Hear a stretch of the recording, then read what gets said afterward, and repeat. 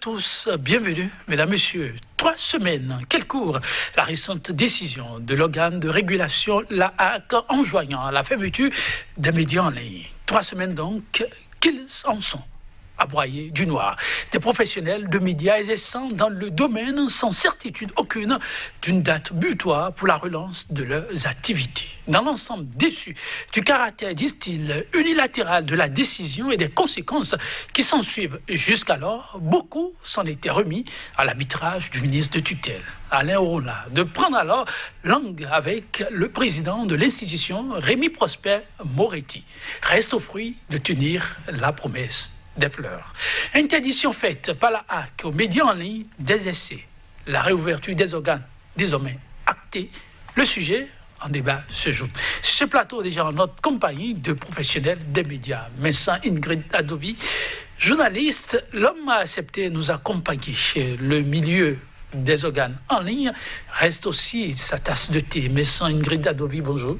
Bonjour Joël et merci pour l'invitation. Je vous en prie. Bonjour merci à tous les amis pour de cette année. Ah oui, il vous répondra de façon en face de vous pour l'instant débat. Ange Banoui, il n'est pas présenté. Ça fait un moment, c'est vrai, par ici, il est journaliste, analyste. Ange Banoui, bonjour. Bonjour Joël Yetondier, bonjour aux amis téléspectateurs. Merci à vous d'être en notre compagnie ce jour pour un sujet qui, d'une manière ou d'une autre, nous concerne directement. Fermeture des médias en ligne. L'attention, mesdames, messieurs, elle aura faibli sans doute d'un trait, mais la colère, elle, est plus que perceptible. Ange Banoui, les jours passent, mais ça ne décolère pas. Comment cela s'explique? Merci Joël. Écoutez, vous savez, nous sommes là dans un cas de figure à l'ère du numérique qui interpelle à plus d'un titre.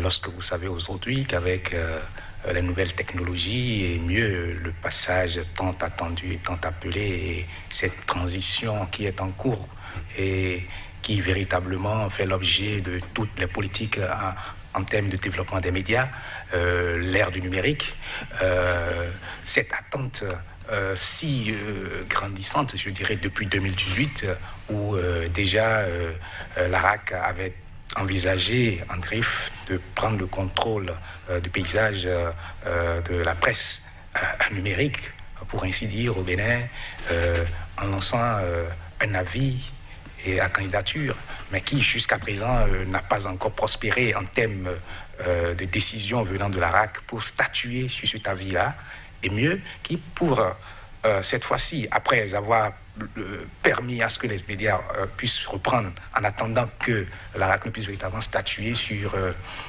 cette volonté d'autoriser des médias.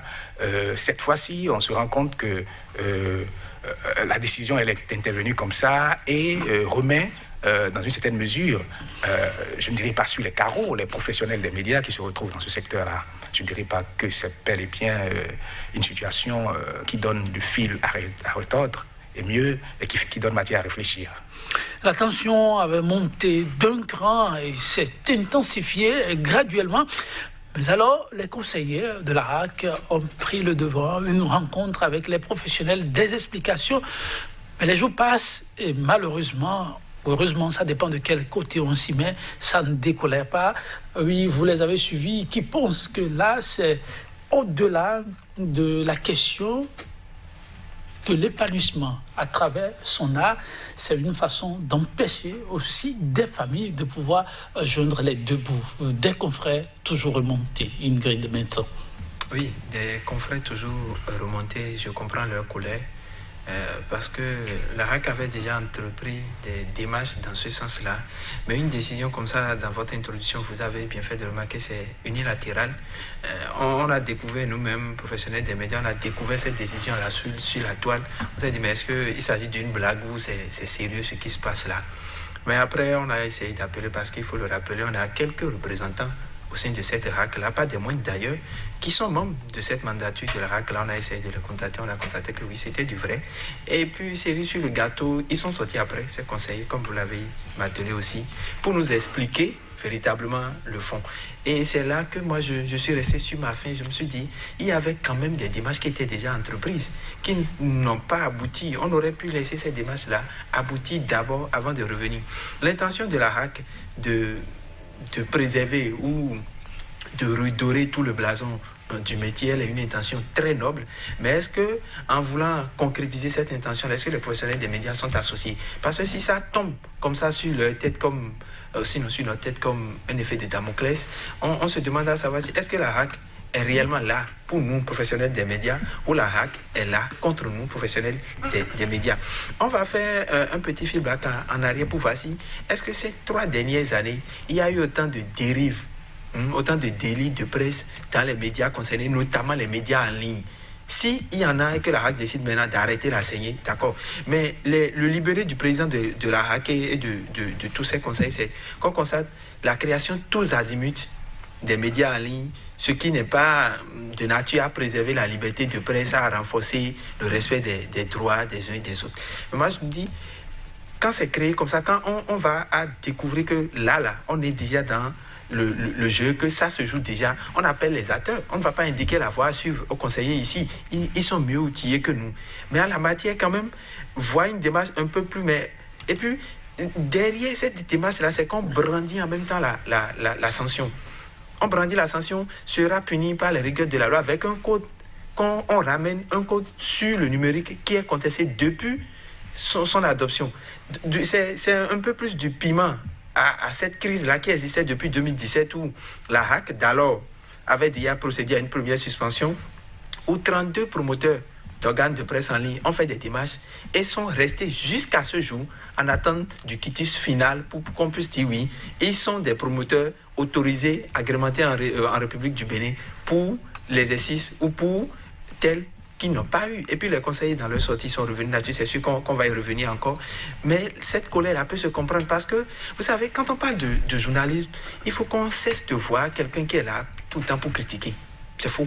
Ce n'est pas l'essence première du métier du journaliste. L'essence première de ce métier-là, c'est de quand même informer et d'éduquer. Alors comment on accompagne ce citoyen-là, ces citoyens qui ont décidé de faire, donc parce que c'est un sacerdoce aussi. Vous n'allez pas voir un journaliste bien capé au Bénin qui soit resté journaliste du premier jour de son métier jusqu'à après ses 30 ans, s'il doit faire 30 ans dans le métier. En tout cas, moi, de ma petite expérience, je n'en connais pas. C'est des gens très nobles qui ont une vision qui disent non, on doit pouvoir dire la vérité aussi, on doit pouvoir dire ça ne va pas attirer l'attention pour qu'on soit tous au même niveau. Mais on est en train de caricaturer ou de peindre aujourd'hui le journaliste en quelqu'un qui vient détruire les actions du régime, en quelqu'un qui est là tout le temps pour contester. Non, le rôle du journaliste, c'est pas de contester. D'ailleurs, quand ça va très bien, c'est les journalistes les premiers à venir, à dire « Ah, ça c'est très bien, il faut applaudir, il faut accompagner ». Et le régime en place, c'est mieux que nous. Tout l'avantage, toute la force, l'appui qu'ils ont eu de ces professionnels des médias, là, notamment des médias en ligne, pour être là où on est aujourd'hui. Mais est-ce que c'est parce qu'on connaît cette force-là qu'on veut déjà la battre, ou c'est parce qu'on sent aujourd'hui que si on n'arrive pas à réglementer véritablement, à censurer, comme l'a dit une association, une organisation internationale, à censurer les libertés de presse, on ne pourra plus être en mesure de gouverner comme ça se doit. Beaucoup d'interrogations qui restent sans réponse.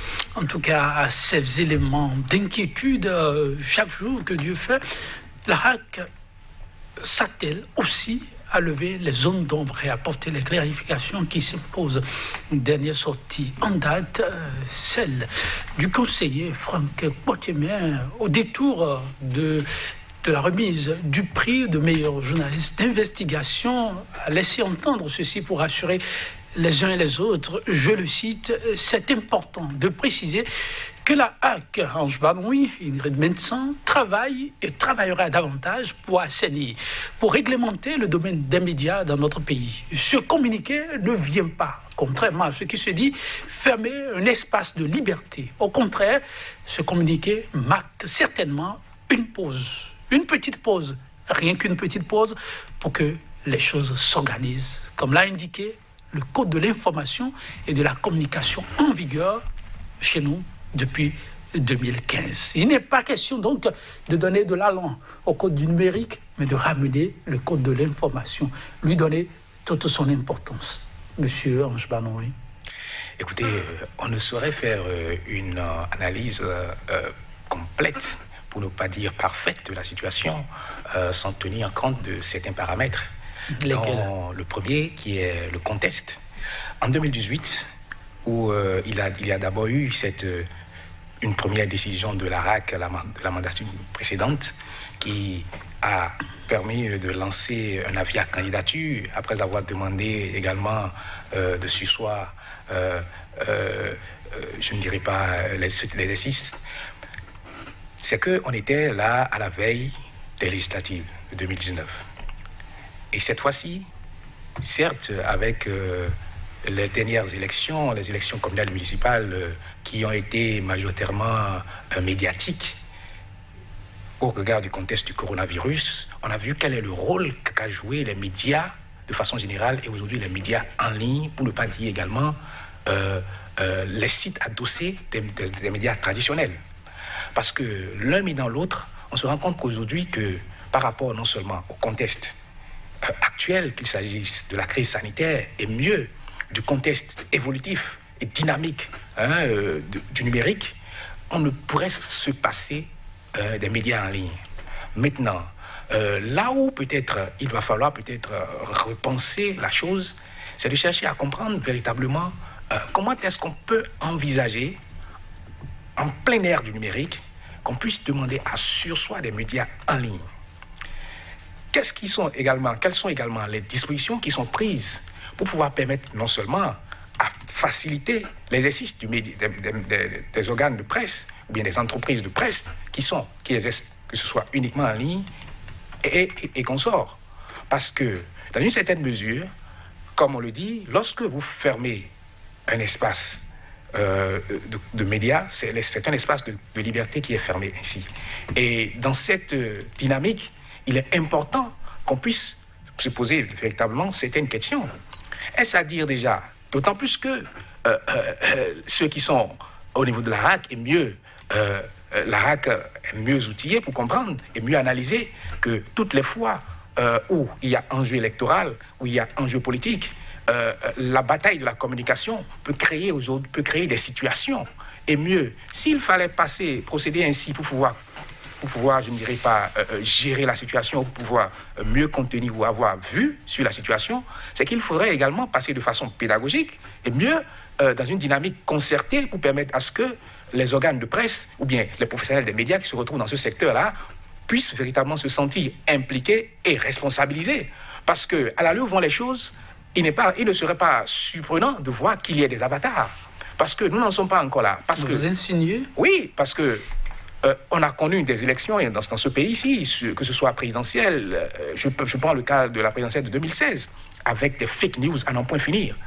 Au lieu que nous restions là à chercher je ne dirais pas à restreindre dans une certaine mesure la posture que prend ceux qui sont dans le domaine actuellement, que de chercher à les canaliser, à travailler de commun accord pour pouvoir maîtriser ceux qui y sont, c'est que le risque, le danger, c'est quoi? C'est que nous soyons surpris de recevoir les avatars que nous recevons, je ne dirais pas des sites fabriqués juste pour des informations, pour des fake news, qui ne seront pas facilement digestes et mieux difficilement contrôlés et contrôlables. C'est vrai, on va dire qu'il y a le code du numérique qui est là pour s'en charger, mais tenez-vous tranquille, ceux qui sont dans cette conception ne sont pas forcément des gens qui exercent de façon professionnelle sur le territoire. Et mieux, ce serait véritablement ne pas également donner coup de franche aujourd'hui à la presse en ligne, qui est à même d'informer les populations à la vitesse de la lumière sur non seulement les informations, que ce soit de façon courante, et mieux également de déconstruire les fake news. Parce que si vous vous rendez compte qu'aujourd'hui même les institutions les plus, je ne dirais pas, les organismes les plus représentatifs en termes, je ne dirais pas sur le plan mondial, s'investissent pour travailler par exemple sur des phénomènes comme la déconstruction des fake news, pour travailler sur la redynamisation des médias en ligne, des médias sociaux, parce que n'oubliez pas, nous sommes à l'ère du numérique. Il faut donc reconsidérer les faits et les rapports. Et non seulement réconcilier les faits et les rapports, mais il faudrait que la RAC puisse véritablement rester dans une dynamique, qu'elle ne reste pas, je ne dirais pas... il faut que la RAC puisse véritablement être, comme on le dit, au parfum de l'ère du moment. Vous avez l'impression que la RAC en est loin ? Je ne dirais pas que la RAC en est loin, mais les dispositions qui sont prises risquent non seulement d'entacher l'image du pays et mieux de restreindre cette évolution si bien applaudie et mieux qui nous a été promise de fort belle manière depuis 2016. Parce que, dites-vous que lorsqu'on parle par exemple aujourd'hui de médias, d'aucuns se plaignent par exemple de dire qu'on ne cite pas forcément les médias du Bénin sur certains médias à l'international. Mais posez-vous la vraie question, est-ce que ces médias-là sont représentatifs sur le numérique? Parce que la plupart des revues qui se font à l'international, les gens ne viennent pas acheter les journaux au kiosque. Les gens vont sur vos sites, consultent les informations que vous avez publiées. Et mieux au-delà, la qualité du traitement. C'est vrai qu'on viendra également à la question de la qualité. Mais aujourd'hui, il faudrait d'abord qu'on puisse faire les choses dans une certaine dynamique pour que on ne puisse pas vouloir, comme on le dit, en voulant peut-être arranger la situation, qu'on puisse carrément être à même de pouvoir crever, je n'irai pas le feu. En tout cas, pas aggraver la situation. La HAC ne serait pas dans cette dynamique. Les conseillers l'ont martelé plus d'une fois. Mais alors, Ingrid Mensan, votre vis-à-vis va sur une piste que le communiqué n'a pas évoquée. Il semble faire de lien direct avec les échéances qui s'annoncent et cette mesure. On peut se permettre ces parallélismes du fond? Oui, je pense que je vais vous décevoir en disant que ça peut être même la raison fondamentale de cette réglementation-là. Et Ange a bien fait de rappeler qu'en 2018, cette réglementation venait en amont aux élections de 2019 qu'on a eu avec tout ce qui a accompagné en 2018, la veille même des élections de 2018. Mieux encore. Je voudrais qu'on fasse un petit retour en arrière. Vous savez, en 4 ans du régime en place, on a perdu 35 points du classement de Reporters sans frontières, de RSF. On a perdu 35 points, c'est-à-dire on était 78e en 2016 et 2017. Et de 2017 à 2020, on a perdu 35 points, on se retrouve aujourd'hui 113e, c'est-à-dire dans le rouge, sur 180 pays. C'est des indicateurs assez élogieux qui prouvent que la démarche de la HAC actuelle n'est pas une démarche nouvelle. C'est une démarche qui s'inscrit dans quelque chose qui est inscrit depuis quelques années et qui se poursuit.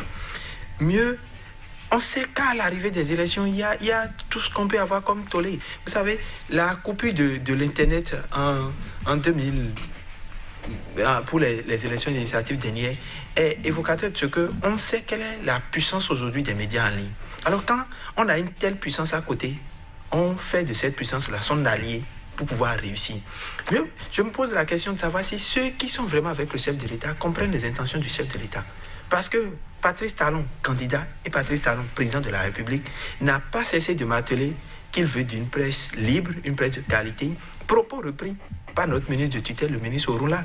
Alors, quand vous prenez cet aspect, une presse libre, une presse de qualité, voilà, l'institution, en parlant, dans son communiqué, est surtout revenu cet aspect-là, un flopé d'organes en ligne aujourd'hui qu'on n'arrive vraiment pas à contrôler, et tous ne produisent pas forcément qualitativement. Non, si on se base sur ça, je pense qu'on aurait vu le verre à moitié vide. Pourquoi voir le verre à moitié vide? Vous savez, aujourd'hui, on a tout un ministère qui est dédié au numérique. Tout un ministère. Dans nos universités et écoles, on ne cesse de former de jeunes professionnels. Moi, j'en connais que j'ai accompagné un peu dès mes débuts là, qui ont des sites aujourd'hui qui portent, même des radios en ligne qui portent. Parce que ces jeunes-là, après la formation, ont eu cette ambition-là, comme nous aussi, de pouvoir s'imposer dans l'univers des médias. On sait combien les médias traditionnels recrutent. Alors qu'en ligne, la possibilité est donnée de pouvoir créer et d'envoyer. Si on parle de qualité, les consommateurs ne vont pas consommer du n'importe quoi. Quand vous êtes consommateur, chaque consommateur sait ce qu'il consomme en matière de médias, en matière de contenu média en ligne. Alors, si ça n'existait qu'à la qualité de ce qui est publié, on a de ces creuser là où la HAC peut organiser des recyclages, des mises à niveau, des formations pour pouvoir attirer l'attention. Mieux encore, on a des organisations fêtières, on a des organisations professionnelles qui ne cessent de s'investir dans cette démarche-là. Aujourd'hui, avec le code du numérique, qui est un code à tout vent, ouvert et à la fois fermé, vous voyez que n'importe qui peut se prévaloir journaliste à partir du moment où il envoie des contenus en ligne. Ce qui n'était pas le cas avant ce code-là, parce que le code le dit bien, on parle de journaliste citoyen ou de citoyen journaliste, une terminologie qui nous est pratiquement, qui ne sonne pas avec le métier. Mais voilà, on y est, et c'est ce code-là qu'on utilise. Dire qu'il s'agit de la qualité, qu'est-ce que la HAC fait depuis pour que la qualité puisse s'améliorer, même au niveau des médias traditionnels? La question est là. Vous savez, souvent quand je mène des discussions avec les amis du pays, ils nous disent, vous êtes les plus intelligents d'Afrique, mais on croit que vous dormez à longueur de journée. Et je dis, ils n'ont pas tort. Vous savez, le Bénin est le seul pays de la sous-région qui a eu 2 assemblées, 2 états généraux de la presse. Quand vous lisez les résolutions de la 2e assemblée, vous voyez que tout était là. On a tout pour pouvoir avoir des entreprises de presse de qualité, des entreprises de presse qui vivent vraiment de ça. Et la loi sur les impositions, les 25%, et même le journaliste, le statut du journaliste, tout a été dit lors de ces états généraux-là. Mais quand on a fini ces états généraux en 2014, qu'est-ce qu'on en a fait? On les a rangés au placard. Dans les états généraux, déjà en 2014, il y avait un accent particulier sur la digitalisation. Ce que le régime est venu encourager encore en dédiant tout un ministère à la digitalisation. Quand on a tout un budget comme ça, on travaille sur la qualité des sommes, parce qu'il n'y a de ressources et de développement que d'hommes. À partir de cet instant, quel est ce creuset-là qu'on a créé, qu'on encourage aujourd'hui pour dire voilà, exclusivement ceux qui travaillent en ligne, voilà, parce que en cela relayé aussi, il y a de ces médias traditionnels-là qui se sont adossés des sites en ligne pour plus de visibilité, parce que quand moi je rentre parfois le soir pour suivre le journal de 20h, j'ai l'impression qu'on me répète tout ce que j'ai suivi dans la journée. Pourquoi? Peut-être parce que je suis professionnel des médias, mais juste avec mon téléphone, je suis au courant de tout. Il suffit de cliquer juste une fois, 2 fois, en 30 minutes, vous êtes au parfum de tout. Alors quand les médias traditionnels arrivent à se positionner comme ça, il faut être honnête aujourd'hui et constater que les médias en ligne sont en train de damer le pion, sont en train de prendre le devant. Et quand c'est comme ça, la qualité va venir compte tenu de la consommation même. Si vous mettez du n'importe quoi en ligne et que vos consommateurs même, les émissions qu'on fait ici, c'est un exemple type de quand la RAC parle de la qualité, je ne suis pas d'accord. Quand ce n'est pas bien, vous voyez en même temps, ce sont les internautes qui tapent là-dessus, qui disent ah là ce n'est pas bon, qui font des commentaires. C'est comme ça la consommation de tout ce qui est produit médiatique, de tout ce qui est contenu média aujourd'hui. Donc est-ce que les médias en ligne vont échapper à la hack? Non. Et loin. Vous savez, quand on parle de médias en ligne, il faut voir le verre totalement de tous les côtés, parce que quoi, c'est des jeunes qui s'y investissent, c'est des jeunes qui vivent de ça. Pourquoi? C'est une entreprise. Pourquoi cet aspect? Cet aspect, parce que c'est aussi du social. C'est contribuer à la paix sociale, parce que à partir du moment où on commence à dire c'est interdit, vous savez, il y en aura toujours qui vont contourner et qui vont cesser à envoyer la bombe. Et c'est la bombe qu'on refuse en disant tous qui sont là, venez pour qu'on ait un creuset, pour qu'on ait une plateforme à tout. Est-ce que depuis 2018, la RAC nous a sorti les critères, après l'appel à candidature, la RAC a sorti clairement les critères, parce que ceux qui ont déposé les dossiers en 2018, je fais partie d'une équipe qui a déposé, on n'a pas eu de retour jusqu'à ce jour. Et quand on contacte les confrères, c'est la même chose. C'est en 2022. 2020. Peut-être en 2021, on va sortir une liste très restreinte, et comme le craint RSF, une censure totale, où beaucoup seront out, et c'est seulement ce qu'on appelle par abus les organes proches du pouvoir. Je pense qu'il n'y a pas d'organes proches du pouvoir. Si on a une cellule de communication, on a une cellule de communication. Si on a une entreprise de presse, on a une entreprise de presse. Alors, une attente qui, pour les professionnels, devient de plus en plus longue. On attend d'avoir l'autorisation, faute de la diligence des autorités. Pourquoi alors subir une censure qui ne s'explique pas? Je rapporte et paraphrase là un confrère. Ange Banoui, l'heure est-elle vraiment arrivée pour que l'autorité voie elle-même sa propre copie et libère les confrères qui ne font qu'attendre? Écoutez, dans sa loi organique, la RAC est bien située en ce qui concerne ses prérogatives, qu'il s'agisse de la régulation mais également de la protection des médias. Et si on a la plupart du temps NDC et la RAC, c'est surtout dans cet aspect de régulation, parce que dans le volet accompagnement, dans le volet protection des médias, de toutes les mandatures dont moi j'ai eu vent, les professionnels des médias sont restés pour la plupart du temps sur le soif. Parce que ça aurait été encore plus intéressant si, dans une certaine mesure, la RAC prenait des initiatives dans le but d'améliorer, de renforcer la qualité de ce qui se fait. Et mieux, Ingrid l'a également rappelé, lorsque vous prenez aujourd'hui, j'ai eu accès à quelques données par rapport au nombre d'entreprises de presse en ligne, et mieux, au nombre de jeunes employés dans ces organes de presse, dans ces médias en ligne. Et quand vous vous rendez compte également déjà de l'environnement des médias au Bénin, du modèle économique des médias, de la situation économique des médias, des entreprises de presse au Bénin, vous devez vous rendre compte de ce que toutes ces situations-là font le lit de ce que nous observons, de cette profusion de création d'organes de presse. Parce que Ingrid l'a également rappelé tout à l'heure. Dites-moi combien de journalistes dans la presse privée ont un plan de carrière de journaliste, même dans la presse publique. Les gens le font pour 1, 2, 4, 5, pour ceux qui restent un peu, 10, 15 ans, c'est pour chercher d'autres débouchés. Pourquoi? Parce qu'il n'y a pas de plan de carrière pour les journalistes. Je suis désolé de le dire.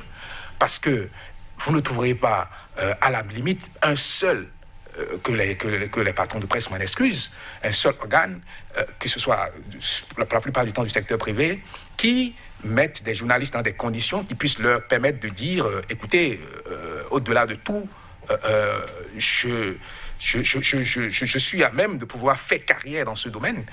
On y va, comme on le dit, dans la quête du lendemain, dans la quête du mieux-être. Et quand c'est dans ces conditions, dans ces contextes, et qu'on prend des décisions, c'est que non seulement on crée, je ne dirais pas, des chômeurs, on crée également un environnement qui se vicie de jour en jour, parce qu'aujourd'hui, le modèle économique des médias au Bénin, il faut qu'on puisse appeler les choses par leur nom, est invivable. Dites-moi aujourd'hui, quand vous faites le tour des kiosques, combien de journaux, de façon concrète, existent. Quand vous faites le point, sur la base d'une enquête, sur laquelle je ne voudrais pas forcément revenir, mais qu'il est important de rappeler, c'est que les médias aujourd'hui vivent une situation assez délétère. Et vous ne pouvez pas parler de ça sans vous rendre compte également de ce que cette profusion-là est le fruit, je ne dirais pas, est tributaire de cette situation. Parce qu'un journaliste qui peut-être sort des écoles de formation, il fait des stages, il a peut-être la chance de travailler dans quelles conditions, dans quelques organes, mais il se rend compte qu'autour de lui, ça prospère, mais lui-même ne prospère pas. Il fait quoi? Il est obligé de dire, soit je change de métier, ou si je veux toujours rester, je crée ma propre entreprise. Et c'est ça qui se passe. Lorsque vous prenez, il y avait eu ces anecdotes que nos aînés disaient, comment on appelle ça, les rédactions sac à main, on en a parlé, mais aujourd'hui, qu'est-ce qui crée ces médias en ligne que nous voyons? Ce sont ces mêmes conditions-là, parce que quelques rares organes de presse existent, mais dans quelles conditions les journalistes y travaillent? Dans quelles conditions les patrons de presse arrivent à gérer, à assumer les charges, comme on le dit, les charges? Et dans ces conditions, les jeunes qui sortent des écoles, parce que nos universités en produisent autant que des centres de formation, qui sont à la recherche également, non seulement de mettre en valeur leur talent, et mieux également de vivre. Donc dans ces conditions, il faudrait d'abord qu'on améliore le secteur, l'environnement des médias, avant qu'on ne puisse parler d'un assainissement. Je serais d'avis avec la RAC si, sur 1, 2, 3, etc. de cas, la question de la qualité dans la production se faisait remarquer. Et c'est là que, parfois, en voulant régler des problèmes, nous en créons d'autres. C'est vrai. La question du contrôle des médias, du paysage médiatique, c'est ce dont je parlais tout à l'heure. Nous sommes dans un environnement dynamique. Et si la RAC ne prend pas les dispositions pour pouvoir cerner aujourd'hui sa responsabilité à l'aide du temps et s'offrir également les moyens, parce que ce n'est pas en demandant la fermeture des organes de presse qu'on va réguler le secteur. Parce que, comme je le disais, quelqu'un peut rester juste à 1 mètre de la frontière Bénin-Togo ou bien 1 mètre de la frontière nigériane et produire des contenus sur le Bénin. C'est juste de façon caricaturale. Et alors, cette superpuissance de la RAC va s'arrêter alors à quel niveau? Alors, il faudra d'abord que la RAC prenne des dispositions pour mieux contrôler le paysage médiatique, c'est-à-dire quoi? Mieux contrôler le paysage médiatique, ce n'est pas censurer ceux qui exercent, mais permettre à ce que ceux qui fassent le travail soient des professionnels et qu'on puisse faire la part du... J'ai même apprécié quelque chose, ce n'est pas souvent de mes habitudes, des classements qui se font par rapport aux médias en ligne. Parce qu'aujourd'hui, le consommateur n'achète qu'en fonction de la qualité du produit. Si déjà, par exemple, la RAC elle-même arrive peut-être même à instituer des médias en ligne, à produire chaque année des classements en termes de qualité, je pense que ceux qui créent seront émus, vont chercher l'émulation d'être promus, que de chercher à exister. Mais si l'environnement économique, le modèle économique n'est pas assaini et que les jeunes entrepreneurs sont devenus des courtisans, des hommes politiques, excusez de peu, parce que c'est là peut-être que c'est par là que le véritable problème existe, sont devenus des courtisans des politiques pour pouvoir avoir peut-être des moyens et produire maintenant des contenus indigestes. là, ils seront obligés d'en répondre par rapport aux lois. Et mieux, il faudra également que la RAC prenne ses responsabilités pour que ils puissent, les médias, quelle qu'en soit la situation, parce que les gens ne se régularisent pas. On écrit aujourd'hui l'informel. Les gens vous demandent, je suis dans l'informel, mais lorsque je vais me formaliser, est-ce que mes conditions vont s'améliorer? Point d'interrogation. Alors, si on veut que la presse ait de la qualité, il faudrait d'abord qu'on accompagne ceux qui y sont à pouvoir se sentir dans le confort. Et là, vous allez voir que les gens seront eux-mêmes obligés de se conformer parce qu'ils auront des avantages dont ils pourront bénéficier. La BRAC a-t-elle un rôle d'importance à jouer face aux reproches qu'on pourrait faire aujourd'hui aux médias en ligne et au-delà? Si certains ne répondent pas à l'affirmative, le ministre de tutelle a préféré rester au milieu, prendre le devant des choses en jouant juste le rôle d'arbitre. Léon Rollard a donc été tapé aux portes du président de la RAC. Je le cite. Après m'être entretenu avec les organisations des professionnels des médias, je me suis donc engagé à aller discuter personnellement avec la RAC afin d'avoir les éléments rassurants à porter à la connaissance des professionnels des médias.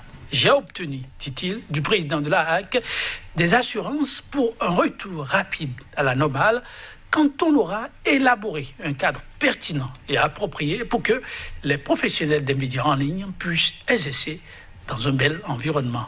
Fin de citation, je m'en arrête là. Voilà, Ingrid Vincent, le ministre n'est pas resté de marbre. Il est allé, mais mieux, en fait la restitution. Suffisant ou il faudra aller bien au-delà? Vous allez me pardonner que je sois resté sur ma fin par rapport à la démarche du ministre, parce que quand le ministre a été nommé, je pense qu'on a fait un plateau spécial ici pour parler, pour voir un peu quel était le sentier urgent du ministre. Et je sais qu'il a eu écho de cette émission-là. Mieux encore, dans ses propos il y a 10 mois et maintenant, il tient toujours à la qualité. Mais dans sa déclaration à la sortie de sa séance avec le président de la RAC, il dit qu'ils vont élaborer. C'est-à-dire, c'est un projet futur. Pas déjà des propositions qui ont été faites. Donc, c'est-à-dire, on crée l'incident, après on s'assoit pour dire voilà, comment on résolve l'incident. Pendant ce temps, des pères de famille, des jeunes qui ont l'instinct de suivi, sont au chômage, n'ont rien, sont là.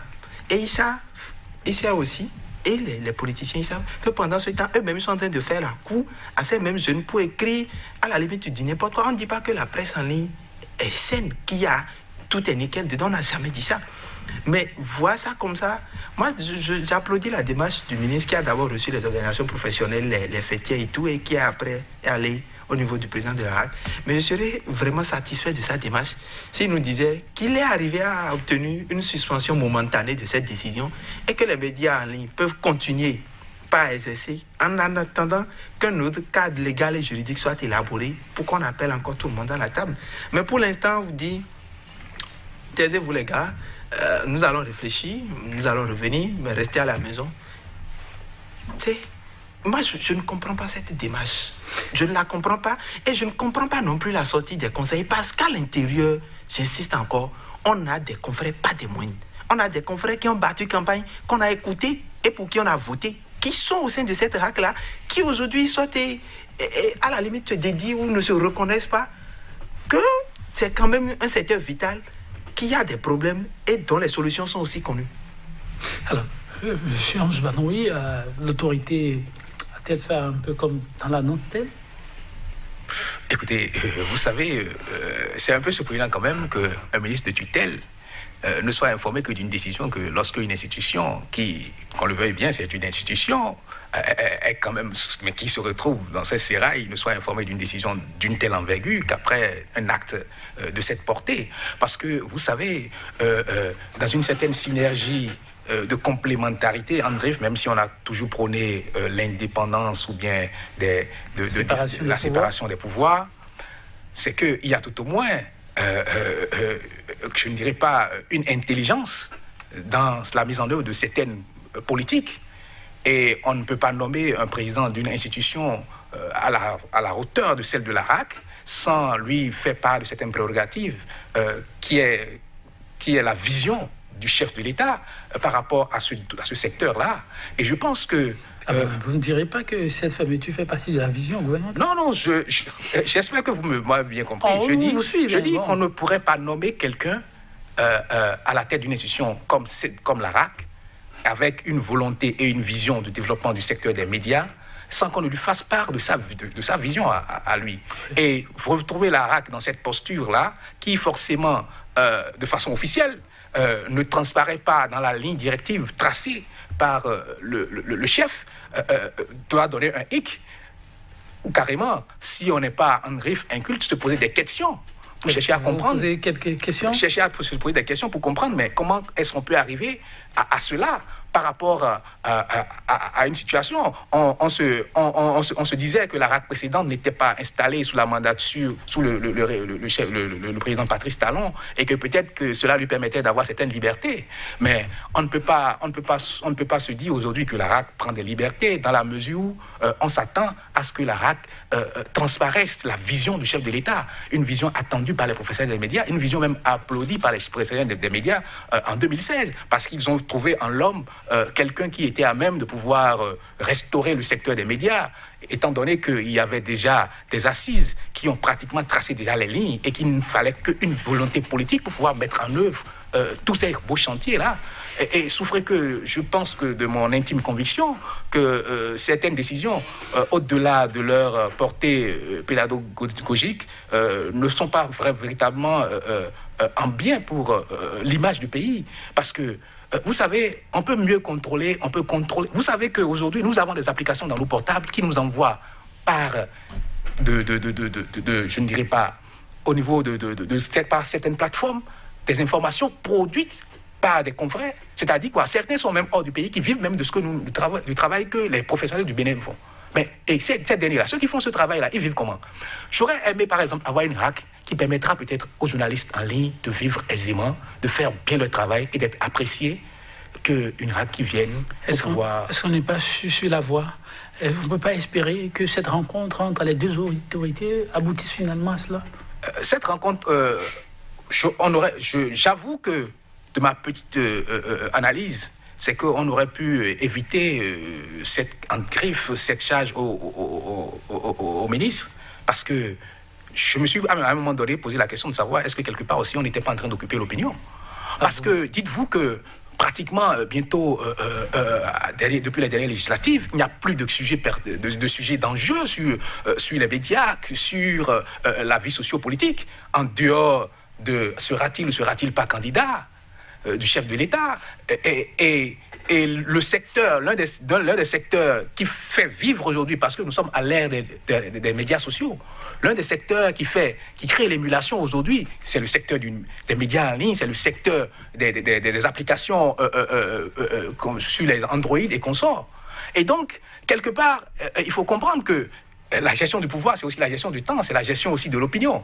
Et moi, je me suis dit, dans une certaine mesure, que quelque part, c'était, comme on le dit, mettre un bémol en attendant peut-être que les choses ne se régularisent et qu'on voit s'il était encore possible de permettre. Bon, je suis quand même persuadé qu'on n'en arrivera pas à une restriction pour restriction, à une fermeture pour fermeture, et peut-être que de toute cette boule de toute cette opacité qui nous environne, que la lumière puisse jaillir pour que les médias en ligne... des médias en ligne, la réouverture pour bientôt, ou il faudra attendre encore longtemps?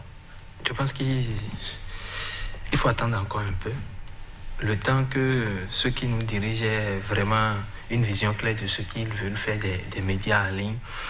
Je pense qu'ils ont le sentiment que les médias en ligne, ils n'arrivent pas à contrôler les médias en ligne. Et c'est une fausse impression. De mon intime conviction, je le dis, ceux qui accompagnent vraiment le chef ne comprennent pas l'intention du chef. Et il faut que parfois le chef les fasse asseoir et leur dise, chers collaborateurs, voilà dans quelle direction nous devons aller. Pour ce qui concerne vraiment la réouverture, c'est un vœu, un souhait très ardent que très prochainement, peut-être la semaine prochaine ou dans le discours, l'adresse du chef de l'État, que le chef de l'État puisse sauter ce verrou-là pour dire que le métier se fasse. Et quand la législation sera vraiment prête, que ça se fasse. Parce que les fêtiers qui sont allés voir le ministre a certes insisté sur la qualité, mais a aussi insisté sur les dispositions pénales. Qui, selon les confrères que j'ai écoutés, à chaque fois quand le ministre parlait, il revenait et dit il faut leur rappeler l'article du code qui punit. Pourquoi autant on veut punir les journalistes béninois? Pourquoi on a cette intention-là, ce désir ardent de punir? Est-ce qu'ils sont aussi médiocres? C'est un gros point d'interrogation. Pourtant, ces médias-là, il y a quelques années, étaient de très bons alliés, couvraient toutes les sorties du régime du chef de l'État. Qu'est-ce qui s'est passé? Et on dégringole de partout. On dégringole, ça doit pouvoir nous interpeller, nous professionnels. Et puis, la charge, il faut qu'on se charge nous-mêmes un peu. La solidarité n'y est plus.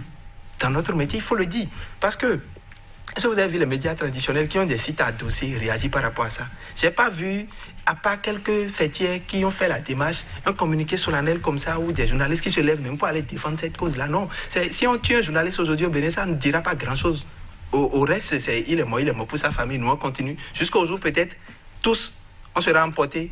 Et peut-être, les citoyens seront là, dire, bon, c'était ça aussi le métier. Donc, cette confraternité-là, cette ambiance de confraternité, cette solidarité-là, elle disparaît peu à peu. Au gré de quoi? Je ne saurais répondre véritablement, mais c'est un constat qui est très amer. Vous voulez une information aujourd'hui, vous prenez votre téléphone, vous appelez un confrère, tu as telle source à me balancer là. Non. Où il est dubitatif, on a peur, vous faites une émission, on vous appelle, vous avez l'audace de dire quoi, vous ne pouvez pas publier. Mais ce pluralisme d'opinion participe à la cote de popularité du chef. Et ceux qui sont en communication gouvernementale, ceux qui sont en communication politique, doivent pouvoir le dire au chef.